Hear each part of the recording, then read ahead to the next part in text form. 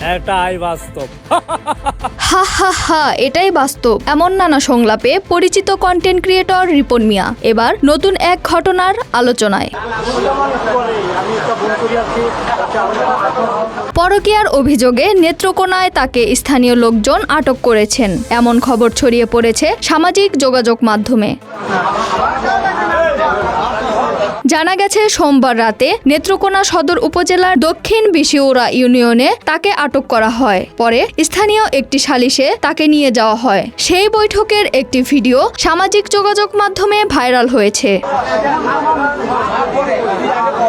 সামাজিক যোগাযোগ মাধ্যমে ছড়িয়ে পড়া তথ্য অনুযায়ী পাশের গ্রামের এক তরুণীর সঙ্গে সম্পর্কের অভিযোগ উঠেছে রিপন মিয়ার বিরুদ্ধে। এ ঘটনায় সালিশে তাকে ৫ লাখ টাকা জরিমানা ও গ্রাম ছাড়ার দাবি তোলা হয়েছে বলেও দাবি করা হয়েছে। তবে এসব অভিযোগের বিষয়ে এখনো প্রশাসন বা আইন শৃঙ্খলা বাহিনীর কোনো আনুষ্ঠানিক বক্তব্য পাওয়া যায়নি। তাই ভাইরাল হওয়া দাবিগুলোর সত্যতা ও স্বাধীনভাবে যাচাই করা সম্ভব হয়নি।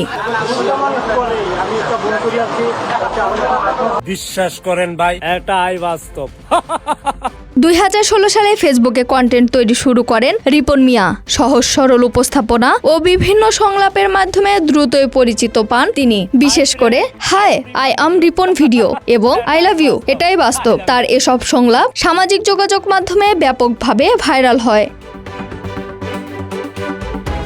বর্তমানে তাকে ঘিরে ছড়িয়ে পড়া অভিযোগের সত্যতা জানতে অপেক্ষা করতে হবে সংশ্লিষ্ট ব্যক্তি ও প্রশাসনের আনুষ্ঠানিক বক্তব্যের জন্য। ইসরাত জাহান ইমু, ঢাকা এক্সপ্রেস।